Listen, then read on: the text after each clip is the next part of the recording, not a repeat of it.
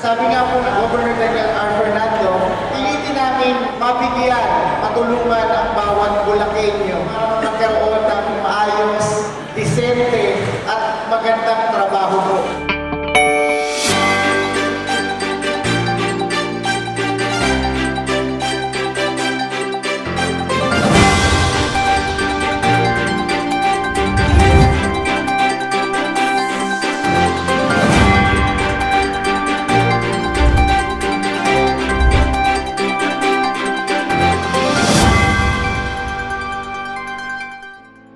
Ito po ay commitment, dedikasyon at passion ng ating gobernador na sa panahon ng kanyang pangangasiwa ay sisimutin niya ang lahat ng mga pagkakataon upang makapag-ambag ng hanap buhay, papalaya ang ating living Bulakenyo mula sa kawalang kabuhayan, mula sa kawalan ng ginagawa at trabaho ay magkaroon ng sunod-sunod na job fair.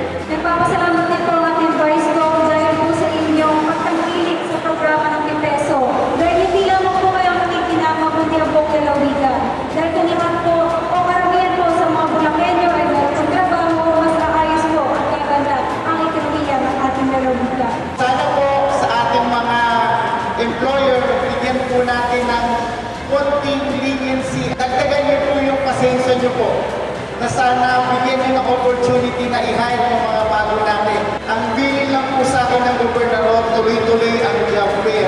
Nung huli kami magkita ni Governor, at sabi sa akin ni Governor, baka pwede ngayon i-include mo na yung inclusivity ng mga marginalized sector. Bigyan natin ng opportunity yung mga PWD, yung ating pong senior citizen na gusto pang magtrabaho, na able pa naman.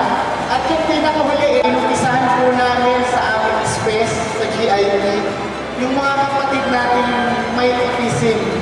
Tinatry na po natin bigyan ng opportunity na magkatrabaho. Kung ng ating job fair ay nagkaroon ng hard test pa.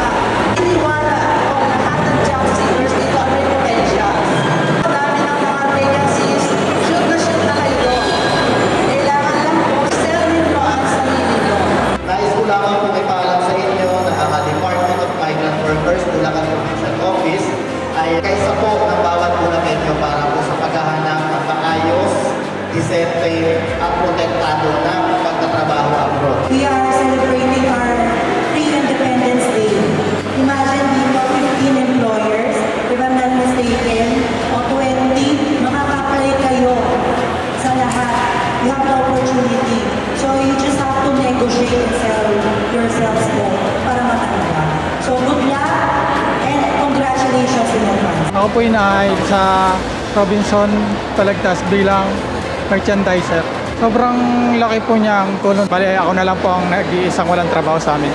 Gusto ko pong matulungan yung magulang ko na, lalo po yung tatay ko na kaka-opera lang po ng mata. Actually, malaki kasi sa panahon ngayon sa Pilipino, mahirap maghanap ng trabaho and I'm glad din na naging isa ako sa natanggap dito. Thank you po sa Provincial Peso po at nakahanap po ako ng trabaho. On the spot po nakahanap po ako ng trabaho. Thank you po.